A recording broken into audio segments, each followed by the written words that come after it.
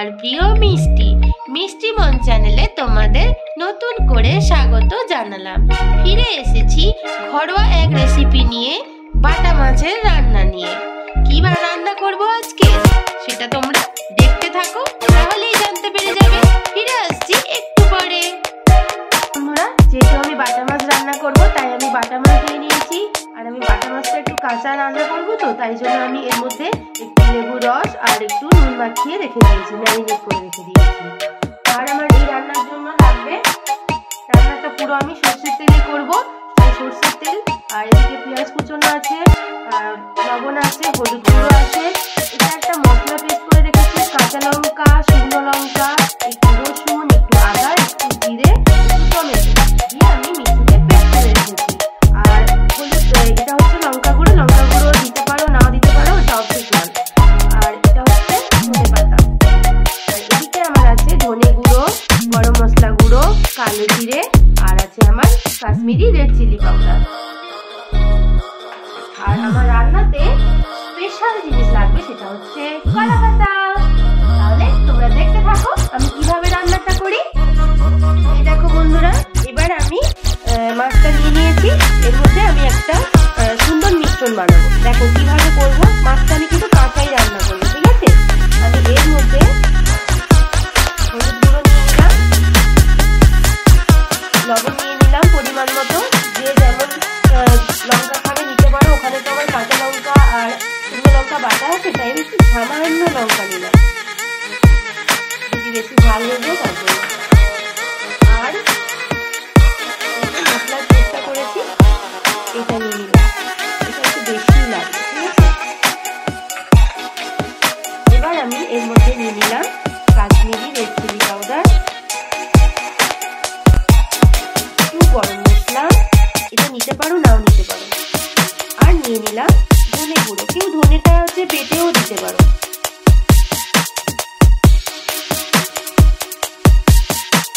এবার এই তরকারিটাতে আমার কিন্তু কুচনো পেঁয়াজটা কিন্তু বেশি পরিমাণে লাগবে, ঠিক আছে?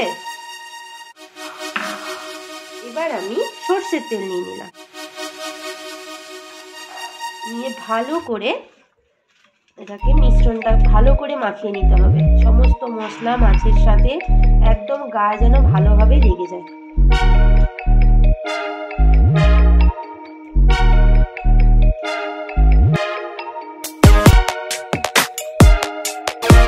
ঠিক আছে বন্ধুরা, আমি ফিরে আসছি একটু পরে, তোমরা দেখতে থাকো। দেখো বন্ধুরা, আমার সুন্দর করে মশলার সাথে মাছগুলো মেশানো হয়ে গেছে।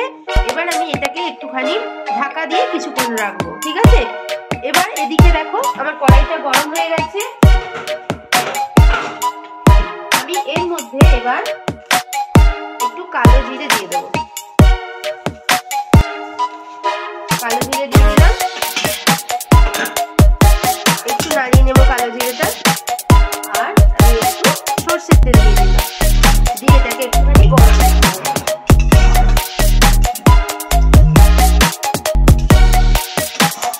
একটু যখন সুন্দর স্মেল বেরোবে গরম হয়ে,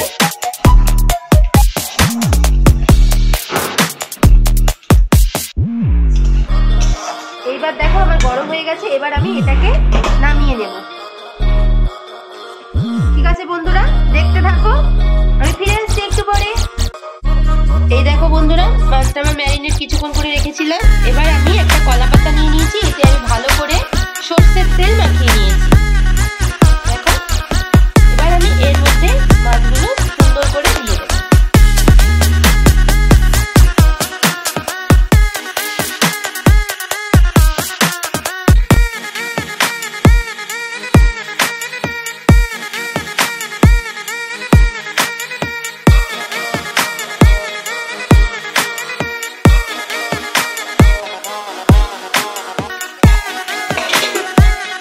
সরষের তেলটা আমি উপর থেকে ছড়িয়ে দেবো।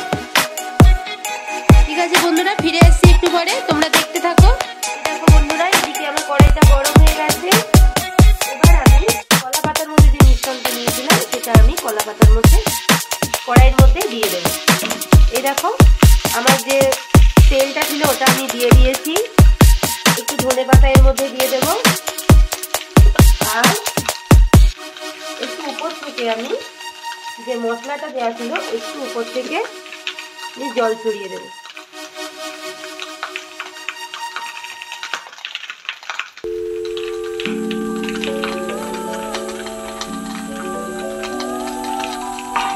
দিয়ে এবার আমি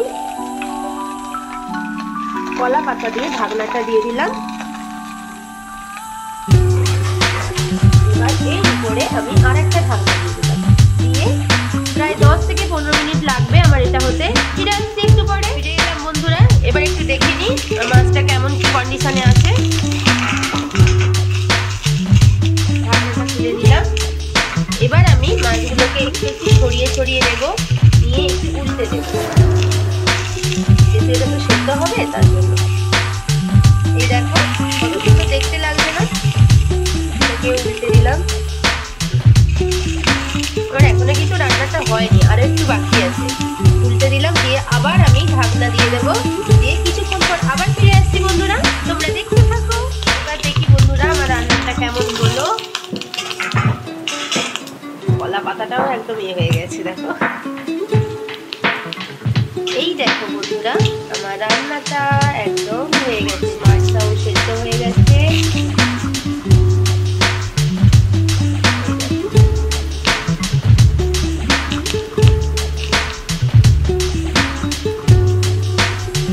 তোমরা যদি কেউ আরেকটু ঝোল কমাতে চাও আরেকটু ফোটাতে পারো, আমার একটুখানি ঝোল ঝোল থাকবে তাই আমি এরকম রেখেছি। মাছটা একদম সেদ্ধ হয়ে গেছে। এইভাবে তোমরা বানিয়ে খেও বন্ধুরা, দেখবে দুপুরবেলা, শীতের দুপুরবেলা জাস্ট জমে যাবে গরম গরম ভাতের সাথে।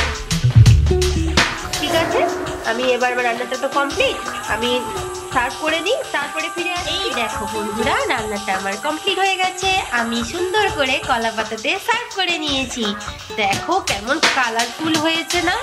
এইটা তোমরা একবার খেয়ে দেখো, আমি যেমন করেছি তেমন একবার রেসিপিটা বানিয়ে দেখো, দেখবে জাস্ট জমে যাবে।